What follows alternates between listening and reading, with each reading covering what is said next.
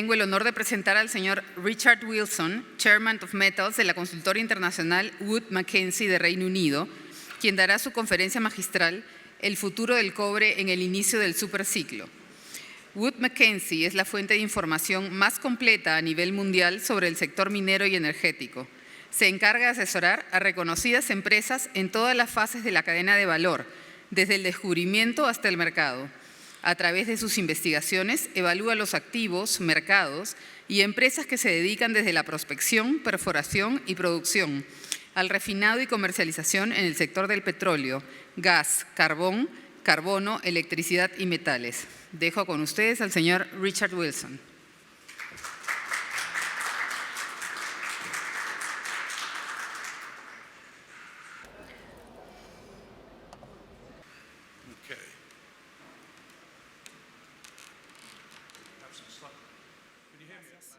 Ahora ponemos la pregunta, ¿qué es lo que hace es que el cobre, qué va a hacer el cobre en una ciudad superciclo? Y antes de empezar quisiera hablarles un poco sobre algunos de los elementos impulsores que se reflejan en el mercado y que tendrán un impacto en el futuro. Ahora, esta gráfica articula la relación entre los inventarios de metales y los stocks o las acciones de cobre refinado en China y el precio promedio del cobre. Y pueden ver que existe una fuerte correlación inversa entre los precios y los precios de las acciones refinadas. Hay dos elementos que es importante de notar. El primero son los altos precios que se observaron en el año 2011, que fueron muy malos para la industria del cobre. Esto nos pone al frente un espectro de sustitución y esto no es un precio saludable para el cobre. El segundo punto sobre la diapositiva es que a pesar de que ya hemos visto un deterioro en el mercado del cobre, donde se dio una bajada en cobre en el 2015, es posible añadir esto a un proceso de declinación de 25% en este año y la reducción de los precios durante los primeros 9 meses del 2015 no son fundamentalmente liderados por esto, sino por los inversores, investidores institucionales, inversionistas de los Estados Unidos y de China. Hay mucha falta en el mercado actual que está haciendo que se baje el precio del cobre, así como los precios del equity del cobre. Ahora, hay un sentimiento en el mundo donde el nuevo suministro de las minas ha incrementado, que no va a haber un mayor crecimiento, pero esto no es muy cierto. La realidad es que vamos a continuar a ver un suministro minero que va a entrar al mercado hasta el 2019. Si vemos la producción actual, vamos a ver que Glencore ha reducido 200 toneladas de sus activos en África en un periodo de 9 meses. Y al haber dicho esto, en el año que viene, los yacimientos van a estar, la ley del cobre son mayores, por lo menos 50% mayor en el fondo del yacimiento y vamos a ver un incremento en la producción de 420,000 toneladas. Aquí pueden ver que este corte de Glencore va a ser compensado por Growth Horse Glasgow. Y luego vemos una lista de proyectos que ustedes ya conocen, que ya ustedes conocen, y hay mucha noticia porque estas están en producción y por qué tenemos que preocuparnos por ellas. Y el punto acá es que Sentinel, por ejemplo, en Zambia, tiene una capacidad de más de 280 toneladas, 1,000 toneladas. Y bueno, aquí tenemos un largo camino todavía para llegar hasta la capacidad. Es lo mismo que pasa con Toromocho, ustedes ya conocen bien esta historia. Es una producción que está mejorando significativamente, pero aún no ha producido a su capacidad para el año 2015. Hay mucho más por esperar. Lo mismo pasa con Caserones en Chile. Entonces esperamos ver aquí que la producción de estas minas que han recientemente empezado van a llegar a un pico en el 2017. Entonces vamos a ver mejoras en Cerro Verde, una expansión minera que se va a dar en producción por un año completo para el año 2016. Que está en el norte de México. Tenemos la expansión de Buenavista. Esto va a ser una adición a la producción que va a darse para fines del primer trimestre del año que viene. También tenemos otros proyectos muy buenos que van a darse el año que viene. Las Bambas, Cobre Panamá, que va a tener 290.000 toneladas. Entonces, el principal mensaje de esta diapositiva es que durante un periodo de 2015, 2016, 2017, este periodo de 3 años, vamos a ver una tasa de crecimiento anual de 6% por año para el suministro minero o la oferta minera. Pero esta misma tasa de crecimiento no la estamos viendo en cuanto al consumo. Obviamente, las compañías de mineras cumplen sus metas. Esto es una disrupción, un análisis disruptivo, y lo que podemos ver en un año muy malo es que la industria minera puede perder 8% de su producción anticipada debido a fallas o cosas como la ralentización de proyectos. En el 2015 hasta la fecha ya hemos identificado 5% de producción disruptiva, principalmente por un clima malo. Chile tuvo muchas lluvias en abril, Zambia tuvo un recorte, en Nueva Guinea tuvo problemas por el Niño, y existen otros factores como aumento de proyectos en África y en Chile. Entonces tenemos esta producción disruptiva, que es un factor importante en el suministro minero, en la oferta minera. Vamos a hablar de la escoria. Eso es un mercado muy difícil de monitorear. Está bien fragmentado, pero hacemos un análisis para ver la producción, consumo y los componentes primarios de estos valores. Y lo que observamos aquí es que existe una muy buena correlación entre el crecimiento o contracción de la escoria en general y el movimiento de la crisis.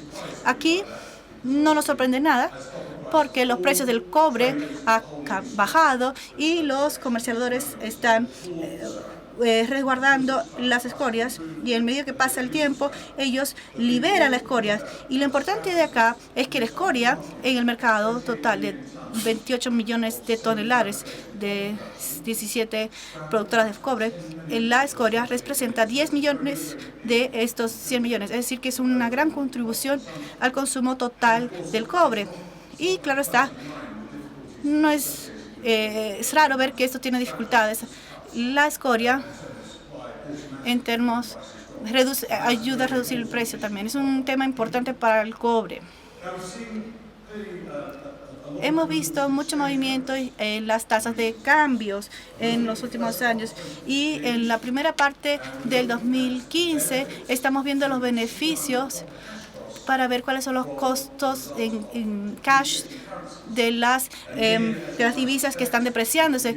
Y si ustedes ven una devaluación en el mercado, como se vio en Rusia, ellos se beneficiaron en la tasa de cambio de sus costos. También vemos Australia, Brasil, Zambia, Canadá. Todos estos tienen muchos recursos y los precios estaban dentro del mercado de commodities. Se esperaría que hubiera una depreciación en la tasa cambiaria. Pero Chile y Perú entran acá. Ellos no tuvieron los mismos beneficios a nivel de costos, y esto es porque hay un gran componente de dólares, costos en dólares en Chile y en Perú. Hoy, claro está, si hay una tasa de cambio que mueve, va a tener un impacto poco importante en términos de los costos locales. En general, podemos decir que la depreciación de la divisa ha sido de 9%. Y vemos el movimiento de los costos. En el 2014, el costo promedio de los costes era de $1.56 por libra. Los principales promotores en primera instancia son la tasa cambiaria, bajos precios del combustible y ganancias en la productividad. En general, entre el 2014 y el primer semestre del 2015, el cobre ha experimentado una reducción de de 0.4 en los costos de caja. Y si vemos el margen de los costos de producción, tenemos un elemento importante, porque muchas personas están viendo los costes de margen, porque estos indican qué tan bajo van a llegar los precios para poder promover la producción del sistema. Aquí tenemos la línea del 2014 para la industria del cobre y en azul oscuro está el 2015. Y lo que podemos ver acá es que hay una caída de 30 centavos por libra del costo marginal hacia $2. Y de hecho, a pesar de que la industria ha estado bajo presión debido a los bajos precios, en el precio de hoy solamente el 5% de las industrias de cobre están perdiendo dinero en una base de costo de efectivo. Aluminio, 30% de la industria está perdiendo dinero con los precios actuales del aluminio. Si vemos el etanol, 30%. Incluso el zinc, que es un mercado que debe estar en déficit en los próximos años, tiene 10% de la industria que está perdiendo dinero en los precios actuales del zinc. Y el níquel es 75% de la industria que no está haciendo dinero con los precios actuales del níquel. De hecho, Cobre está haciendo muy buen trabajo en esta bajada de los precios de los minerales. Aquí tenemos un cuadro que nos da una visión general del consumo por región. Y creo que las principales ideas aquí es que en el 2014 el crecimiento del consumo del cobre ha aumentado significativamente, dirigido máximamente por un número importante de China de crecimiento de 7.3%. Este año es un año muy diferente para los consumidores. Ustedes pueden ver en el caso de China, donde no se ve un crecimiento mayor a 3%, y claramente tenemos una economía un poco mediocre para el 2015. Esto es algo oportunista para muchos de los inversionistas, porque cada vez que tenemos mala noche de China, sabemos que bajan los índices de compras un poco,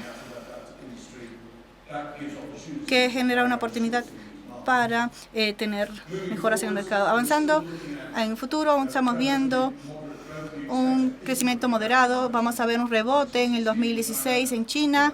Hay muchas cosas que ya estamos viendo este año, que está habiendo una corrección, y esperamos que exista un pequeño rebote. Pero en el futuro vemos que China va a entrar a un crecimiento más ralentizado.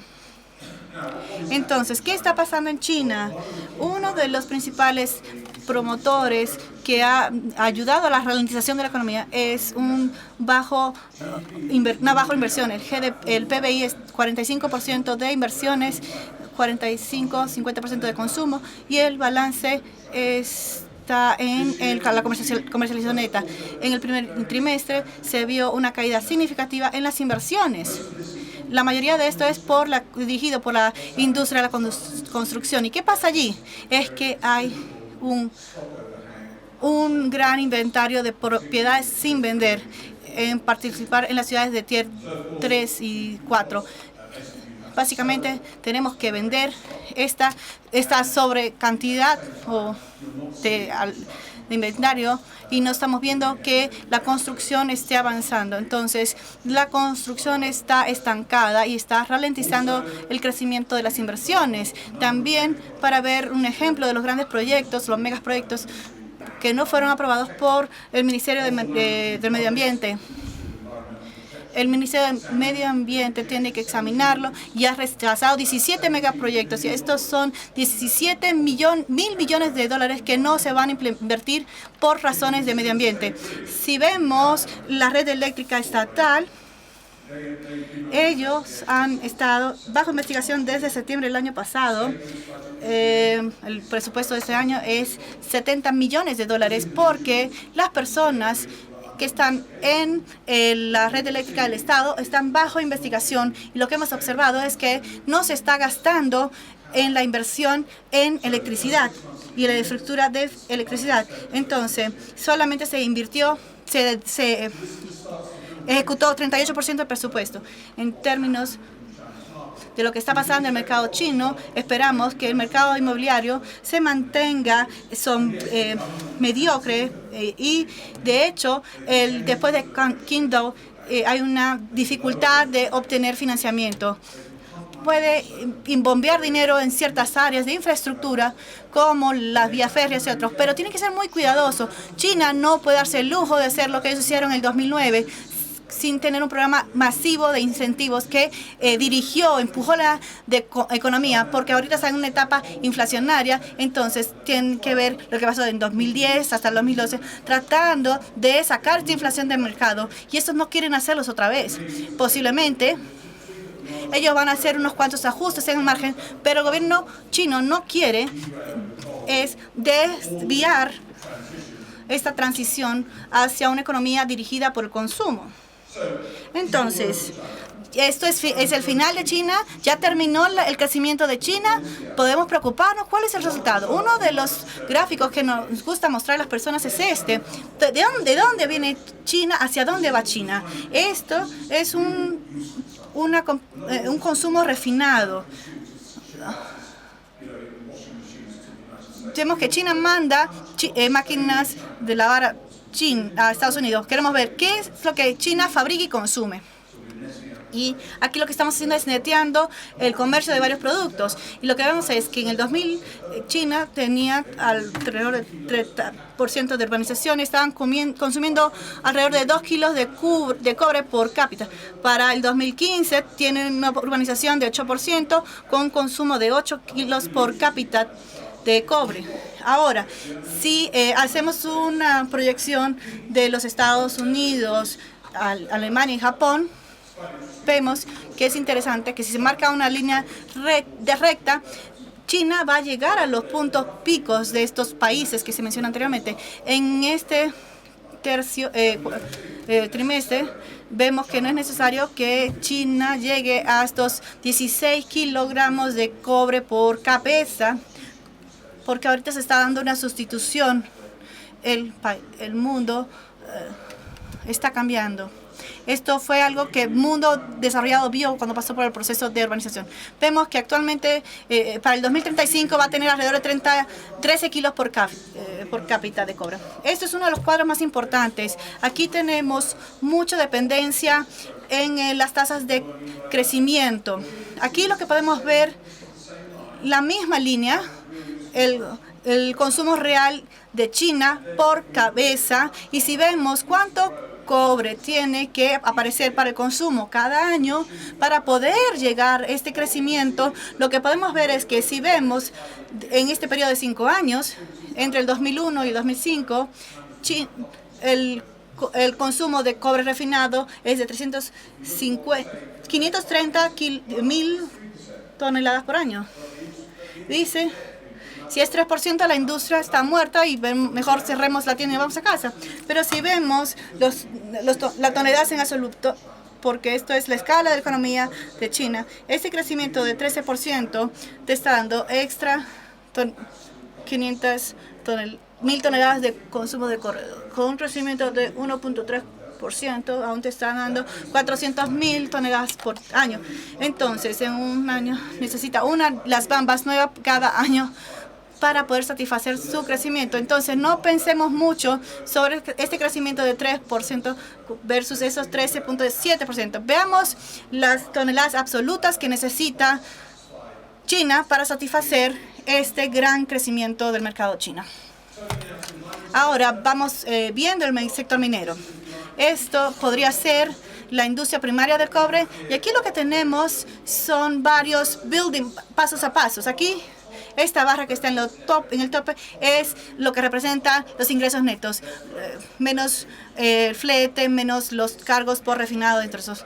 Es un valor para la industria del cobre. Aquí podemos ver nuestros bloques de costos. Tenemos en azul claros los costos del sitio minero, en azul oscuro los costos indirectos, el CAPEX para el sostenimiento en gris y el CAPEX para expansión en verde. Y hay dos cosas que tenemos que decir en este gráfico. La crisis el entorno post-crisis financiera está afectando a la economía. los precios solamente han ido en una dirección y la combinación de los grandes gastos capitales y los bajos precios ha sido algo que ha apretado mucho los flujos de cajas residuales. Y piensen que esto es antes de impuestos. No solamente son las compañías mineras las que tienen que pensar sobre el RMD y otros costos que no están considerados aquí. Ellos también tienen que pensar en cómo se va a pagar los impuestos. Obviamente, si yo estoy invirtiendo en acciones mineras, yo siempre decía, bueno, no te preocupes por los dividendos, es algo irrelevante para compañías mineras, vamos a darte crecimiento. Y sí, eso fue el caso a fines de 2000. Se vio un crecimiento, pero lamentablemente ese ya no es el caso. Como dije, del 2011 los márgenes han sido apretados, se han recortado significativamente. La mayoría de las compañías mineras, el valor de su patrimonio se ha reducido por 60% en promedio desde el 2011. Las compañías ya no pueden decir, ahora te vamos a dar crecimiento. Ya no lo pueden decir. Los accionistas están diciendo, danos dividendos. Si no nos das dividendos, entonces vamos a invertir en farmacéutica o en defensa o en otras. Bueno, aún si las compañías mineras quisieran invertir hoy día, no pueden invertir. Primero, ellos no tienen un flujo de caja libre. Los bancos están interesados en dar el dinero, pero aún si ellos quisieran invertir o pudieran invertir, los accionistas los van a castigar porque ellos no están interesados en decir que le necesitan $6 millones y que en 10 años te van a dar un retorno. Aquí tenemos un gráfico muy importante porque dice que las manos de las mineras están atadas para los próximos años porque tenemos bajos precios. Ahora, escuchen, ¿qué es lo importante? Si vemos todos los proyectos principales que se están desarrollando desde el año 2005, podemos ver el tiempo, el plazo que es significativo en términos de trabajo de factibilidad y construcción. Si vemos típicamente un periodo de 8 años entre el trabajo inicial de factibilidad y el inicio de construcción, tenemos que ver algo muy importante. Vamos a ver una diapositiva anterior. Si vemos que la industria minera no es capaz de iniciar la siguiente ola de inversión de proyectos para el 2018, significa que la industria minera no va a poder entregar un conjunto de proyectos hasta el 2026. Y esto es un factor muy importante. Otro factor muy importante es que la ley de los minerales está en bajada y hemos estado en una ola de nuevos proyectos de desarrollo. Recientemente vimos esto y sabemos que los proyectos mineros tienen por el valor del tiempo del dinero, ellos mantienen una ley alta en el inicio y después la ley empieza a bajar significativamente. Y entonces ahorita estamos viendo una situación donde tenemos un declin, una bajada en un futuro en cuanto a la ley. Primero, resulta en baja producción baja producción en el inicio y un aumento en el coste que genera presión. No debemos olvidar que la moneda contribuye significativamente a los precios y a los costos. Y aquí podemos ver algo que llamamos el ciclo de la divisa para la industria minera. Entonces, lo que vemos es que para cada país que produce cobre, vemos el cambio de las tasas cambiarias de un año al otro, hacemos un índice y luego ponderamos este cambio por la contribución de este país a la producción total de cobre. Y esto nos da este gráfico tan interesante sobre el movimiento de las divisas. Y de hecho vemos que la divisa para el cobre ha cambiado y han tenido una bajó de 10%. Y eso es muy importante porque si pensamos sobre la proyección de los costos de CAPEX y el precio del cobre, si tenemos que hacer eso hoy, en otras palabras, cuando las divisas están totalmente depreciadas, vamos a subestimar los costos de capital, vamos a subestimar los costos de operación, es decir, que nuestro precio de incentivo también va a estar desvirtuado. Entonces, aquí en el 2011 vimos un pico y allí estuviéramos sobreestimando nuestros precios. Y lo que debemos hacer es no utilizar los años actuales, las tasas de cambio de estos años en las proyecciones, sino tenemos que utilizar esta posición mediana para poder tener una perspectiva más que fluya más, porque los precios suben y bajan con la divisa. Entonces, en general, en los próximos 10 años podemos ver que las producciones de minería van a bajar por la ley del mineral. Vemos que creemos que la industria tiene que hacer más recortes en la producción. Como dije, tenemos un crecimiento de 6% para los próximos años en la oferta minera. Tenemos un 3% de crecimiento en consumo. Vemos 450,000 toneladas que están disponibles y creo que vamos a necesitar esto nuevamente para los próximos años para poder mantener un mercado que esté saludable. Lo que podemos decir es que ¿qué pasará con la demanda en 10 años para la capacidad de los Greenfield? Y aquí podemos ver que tenemos casi 5 millones de toneladas por capacidad y podemos ver un proyecto y la curva de incentivo de un proyecto. Esta es la curva de incentivo y de costo. Si vemos cuál es el costo de capital, los costos de operación, hicimos un análisis del flujo de caja y hacemos, bueno, cuál es el cobre que necesitamos para tener esa tasa crítica de cobre. Si podemos clasificar los proyectos de acuerdo a qué tan atractivos o no sean estos. Y lo que podemos ver aquí es que si tenemos una necesidad de 5,000 toneladas en un periodo de 5 años, utilizando una tasa de cambiar de 10%, bien, el precio del cobre será de $3 por libra para incentivar 5 millones de toneladas. Entonces, la industria probablemente considera que este sería el número correcto, esto ya sería un 15%. Aquí tenemos un precio de $3.5 por libra para incentivar la capacidad de la mina. Y si quiere ser un poco más aventurero, de utilizar 20%, usted está viendo un precio del cobre en el largo plazo de $4. Entonces tenemos $3.5 es el precio correcto, 3.2 es muy bajo, particularmente si vemos que este análisis está depreciándose de 20. Aquí el análisis de los $4 es un poco engañoso porque hay un problema de sustitución, especialmente con los precios de aluminio cuando están aumentando a la misma tasa, y a $4 posiblemente vamos a ver una sustitución de demanda. Entonces va a haber un declive. Entonces 3.5 creemos que va a ser un valor sensible y justo para el cobre en el largo plazo. Aquí tenemos otro gráfico y aquí si no vemos recortes en la producción terminal, los precios van a continuar aumentando en el mercado a niveles razonables. El nivel de almacenamiento de largo plazo es y si tenemos más de 100 días, esto va a ser imposible. ¿Y esto qué significa? Que nuestro precio en el largo plazo seguramente va a ser algo similar al costo marginal de producción. Vemos que se van a dar más recortes en los próximos meses y si podemos hacer los costes,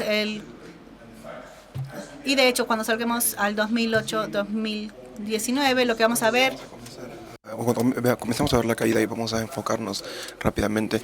Así que lo que estamos diciendo es de que vamos a esperar que los precios comiencen a responder considerablemente. Y recuerden que las compañías mineras no van a estar en una posición para poder proveer el mercado con grandes proyectos hasta que probablemente después del 2025. Así que van a tener un periodo alrededor del 2020 más o menos hasta el 2025 en donde van a ver bastantes ingresos sustanciales en los precios del cobre, porque el mercado nos dice, danos el cobre, el mercado nos dice, vamos a darles el tiempo y se lo vamos a dar a ustedes. Así que esta es la razón principal por la cual el mercado del cobre es tan cíclico. Depende del tiempo que se lleva hacia lo que son los precios del cobre en sí. Así que en términos generales estas son muy buenas noticias para un país como Perú. Pueden ver acá que hemos dividido nuestro análisis y nuestros estimados de los mejores casos de minas ya están en producción o que ya están entrando a producción, pero aún tenemos un gran portafolio de proyectos que pueden llenar el siguiente vacío de proyectos y de provisiones. Como les decimos, al menos hay tres componentes clave en esto. Y lo primero que necesitas es la infraestructura en Perú. Necesitas el agua, necesitas los puertos, las facilidades, los caminos.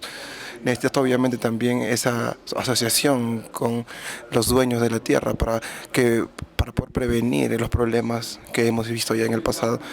Y el gobierno también tiene su rol que jugar acá con respecto a las políticas legales para poder decir al resto del mundo que Perú está abierto para los negocios y que deberían venir e invertir su dinero. Así que me parece que esos son los mensajes principales. Hay bastantes recursos ahí de buena calidad, pero por supuesto necesitas tener estas tendencias en lugar para poder facilitar este desarrollo. Así que mi última diapositiva, y estoy ya a mi último minuto y 35 segundos, así que estoy casi a tiempo. Así que en resumen podemos decir que esta tendencia de los últimos 4 años en los precios del cobre continúan y hemos visto más del lado bajo en lo que es el consumo de lo que puede ser potencialmente un crecimiento económico. Yo podría decir de que va a estar en un pico hasta el 2019 y esto nos levanta el espectro de más cortes al corto plazo, pero también hay muy pocos o unos cuantos proyectos que están en su parte inicial y podemos ver según el tiempo que tiene un buen tiempo de respuesta con respecto al precio. Así que como les dije, desde el análisis que les mostré, creemos que $3.50 es un buen precio a largo plazo, a pesar de donde se encuentren los precios en el 2015. Y cerrando, muchas gracias por su atención.